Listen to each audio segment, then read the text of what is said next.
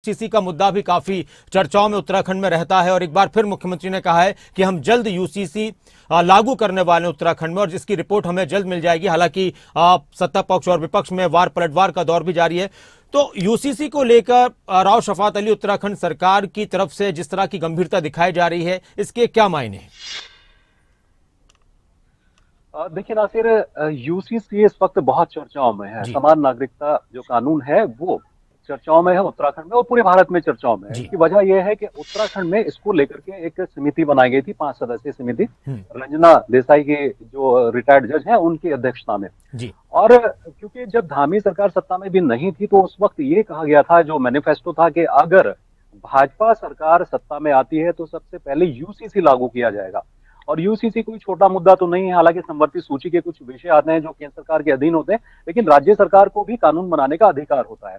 तो सबसे पहले जब मुख्यमंत्री धामी को चुना गया तो उस वक्त एक कमेटी बनाई गई, समिति बनाई गई, 5 सदस्यीय समिति थी, लेकिन इसका कार्यकाल धीरे धीरे बढ़ाते रहे क्योंकि ये एक बड़ा और गंभीर मुद्दा था, संवैधानिक मुद्दा था। जी किसी तरह की कोई खामी ना हो, कोई कमी ना रह जाए कानूनी तौर पर, इसको लेकर के एक समिति बनाई गई थी। तो समिति अपनी रिपोर्ट, अब क्योंकि 6-6 महीने का कार्यकाल हमेशा से बढ़ता रहा, करीब 18 माह से ज्यादा का वक्त हो चुका है, लेकिन अगले माह इसका कार्यकाल खत्म हो रहा है। और सूत्रों के हवाले से खबर है कि 500 पन्नों की रिपोर्ट तैयार की गई है यूसीसी की। करीब 2,30,000 इसमें सुझाव लिए गए थे, वो ऑनलाइन भी थे और ऑफलाइन भी थे।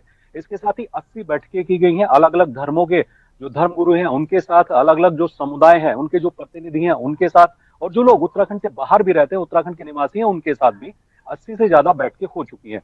तो अगर सब कुछ ठीक ठाक रहा तो राज्य सरकार को यह प्रारूप मिल जाएगा, जो रिपोर्ट इस समिति ने तैयार की है 500 पेज की, ये रिपोर्ट आ जाएगी और उसके साथ ही ठीक है। कोई विशेष सत्र बुलाया जाएगा या फिर शीतकालीन सत्र बुलाया जाएगा और इसको सदन के पटल पर पेश किया जा सकता है।